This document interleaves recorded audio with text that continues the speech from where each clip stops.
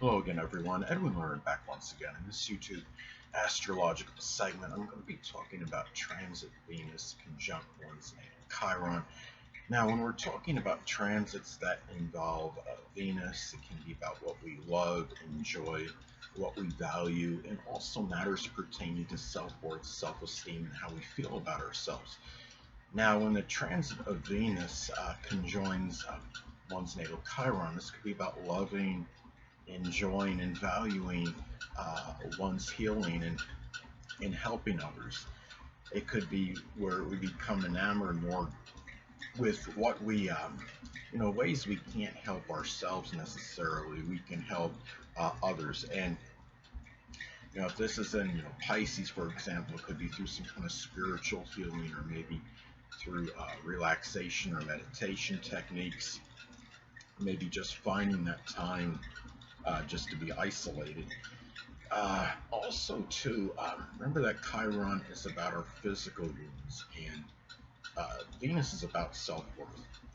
And the thing about this is, if we're dealing, if somebody's in a contentious, like abusive situation, physical violence, this is something where this could be tied in, being injured, even being hurt. If somebody, some isolated cases that's been in a situation where they've been physically, assaulted on a regular basis. If this is in Taurus, it might be on a very persistent.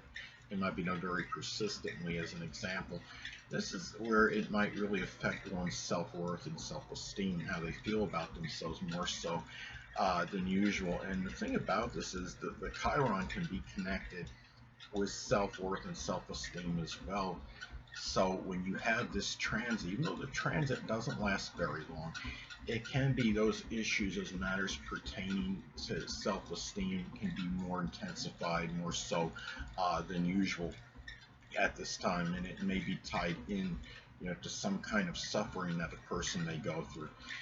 Now, the thing about this is also too, this could be about emotional. Chiron could be about emotional pain and suffering. And the thing about it is, now, Venus being about what we value, it's not that we put, not gonna put importance on it in a good way, but we might value that more in our lives in terms of how it might be affecting us adversely, as an example.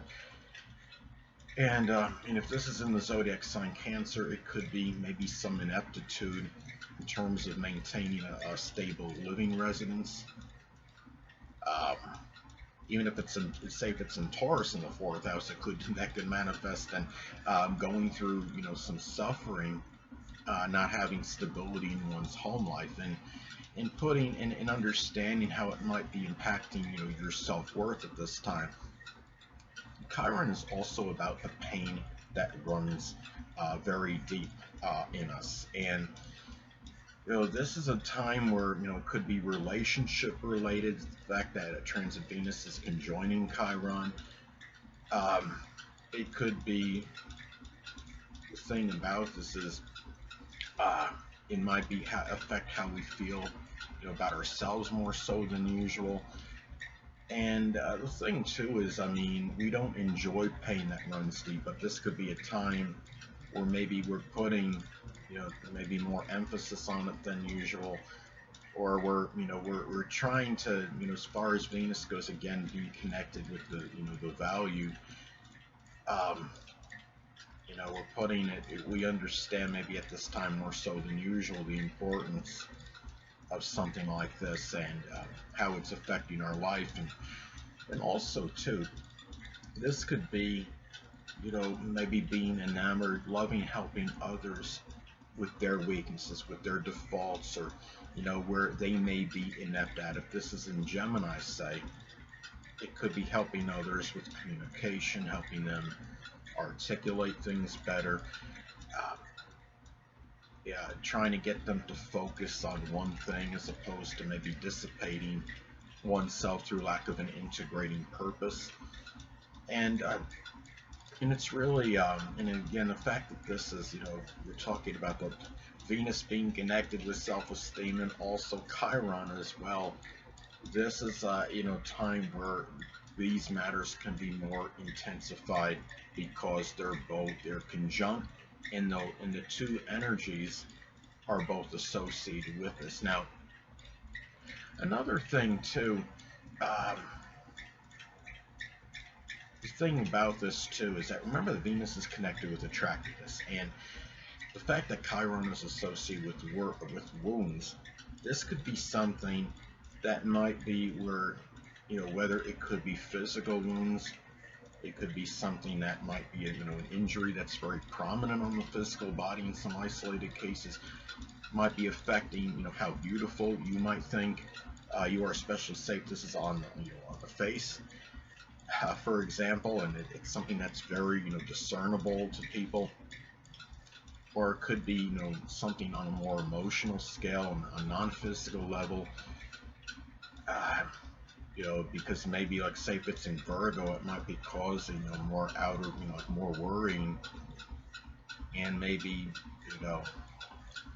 maybe that could be affecting something indirectly in how you feel, how you attractive you might come across to others, appearing maybe more worrisome, more so than usual, as an example. And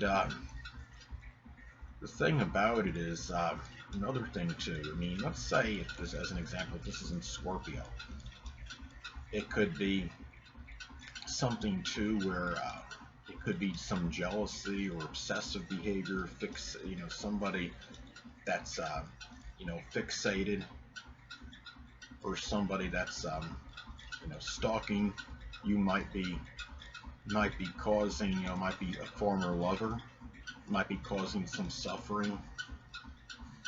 It can be, your relationships, it could be, somebody from a past relationship may be causing this anguish.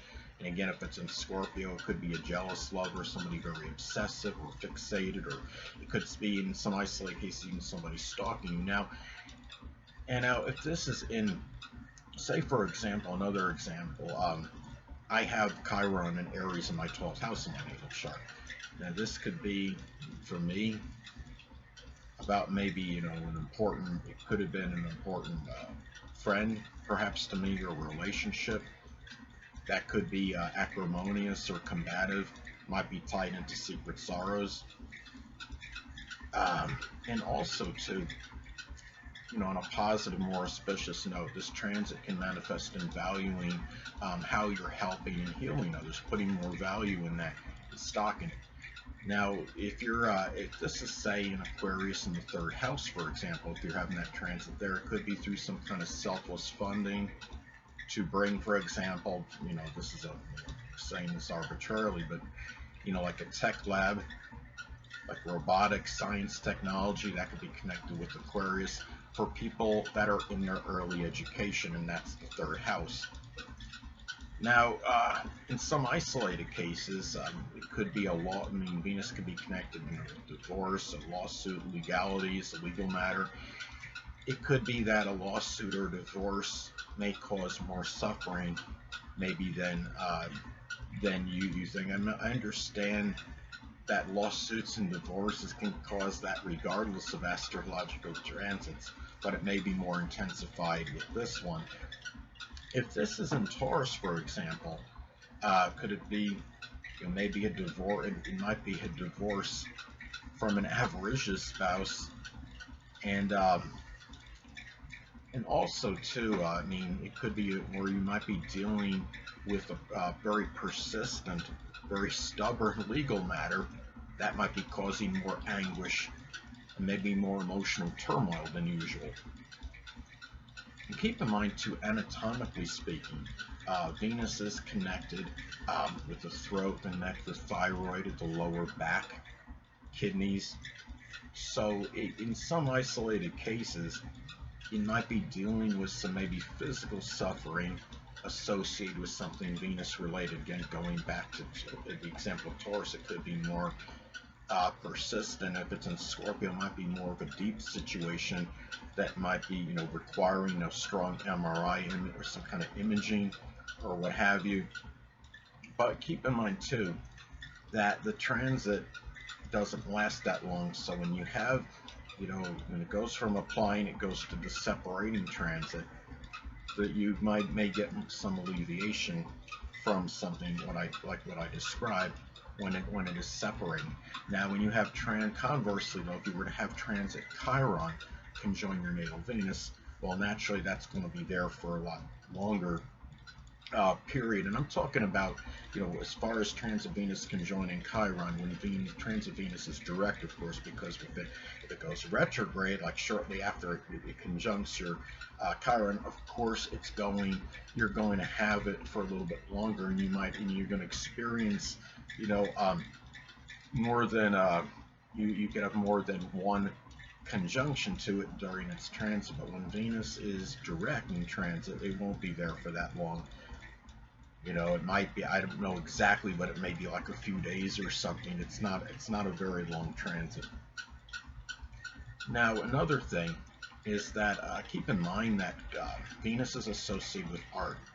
So this could be a means in some cases, using art as maybe a way to help others and heal them, whether it might be giving them a distraction or what have you.